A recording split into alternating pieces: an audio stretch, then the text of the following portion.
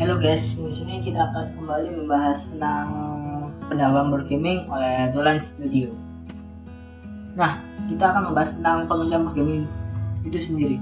Programming adalah sebuah proses seseorang menulis, memperbaiki, menguji, dan memelihara kode-kode dalam membuat sebuah program komputer. Kode-kode tersebut ditulis dalam bahasa pemrograman yang tidak hanya ada satu macam saja. Pekerjaan programmer di dunia pekerjaan saat ini itu adalah sangat tren dan sangat banyak diminati. Di antaranya yaitu web developer, mobile app developer, game developer dan game designer, database administration, security engineer, system analyst, UI, UX designer, dan quality assurance. Web developer. Nah, seorang web developer sendiri adalah pekerjaan paling populer di dunia IT. Dikarenakan setiap bisnis ataupun lembaga lainnya pasti mempunyai sebuah website untuk memperkenalkan bisnis tersebut, dan tujuannya adalah agar mereka tampak profesional. Nah, web developer sendiri dibagi menjadi 3 divisi, di antaranya front end developer, back end developer, dan full stack developer. Front end developer. Pengembang front-end sendiri memiliki tanggung jawab untuk membangun antarmuka bagian dari sisi pengguna. Untuk menjadi front-end developer, kita harus memahami bagaimana menggunakan HTML, CSS, dan JavaScript. Penggunaan berbagai framework dari CSS seperti Bootstrap dan Vue.js, dan Angular dari JavaScript itu sangat membantu pekerjaan dari seorang front-end developer. Sedangkan back-end developer bertugas untuk mengurusi semua kebutuhan di bagian server dan proses pengolahan data di database. Nah, yang dibutuhkan dari seorang back-end developer adalah PHP, Python, dan Node, bukan bahasa pemrograman yang sering digunakan oleh para back-end developer. Sedangkan full stack developer adalah campuran dari front-end developer dan back-end developer. Jadi dia tidak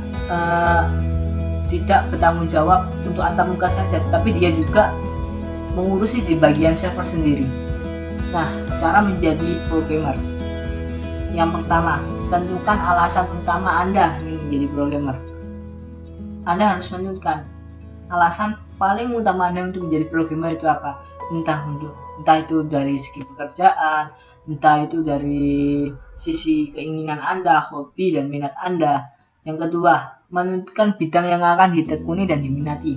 Nah, tentukan bidang apa yang akan Anda minati.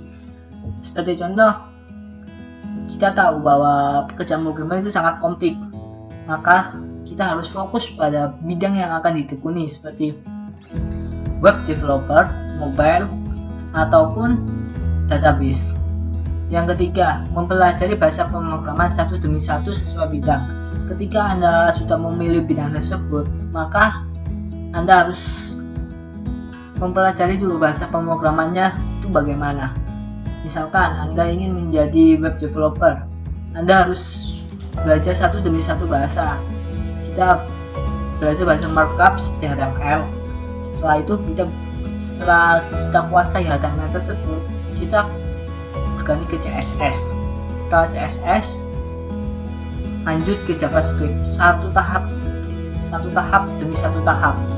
Tidak bisa kita langsung belajar semuanya 3 bahasa sekaligus, itu sangat sulit. Yang keempat, tentukan target belajar. Target belajar di sini misalkan setiap minggu Anda harus bisa menulis, Anda harus bisa menguasai apa.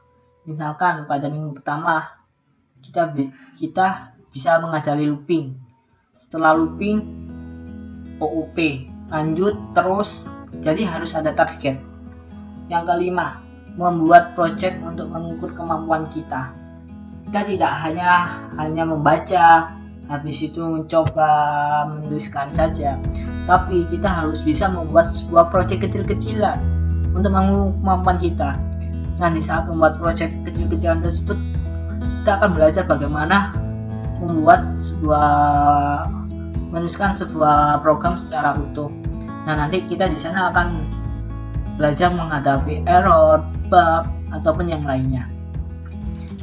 Nomor 6, yang tak kalah penting, mengikuti lomba webinar dan forum pemrograman terkait. Untuk mengikuti lomba tersebut, kita tahu bagaimana kualifikasi kita itu sampai mana, dan webinar dan forum itu untuk meningkatkan kemampuan IT kita. Misalkan karena itu sangat penting. Kalau misalkan kita membuat sebuah program dan misalkan itu error dan kita tidak tahu, maka biasanya seorang programmer itu akan menanyakan di sebuah forum-forum pemrograman ataupun di webinar pemrograman. Selain itu, kita juga bisa membuat project akhir sebagai portofolio. Project akhir tersebut sangat penting ketika kita melamar sebuah pekerjaan dan sebagai hasil dari kerja keras kita. Sekian dari saya, kurang lebihnya mohon maaf.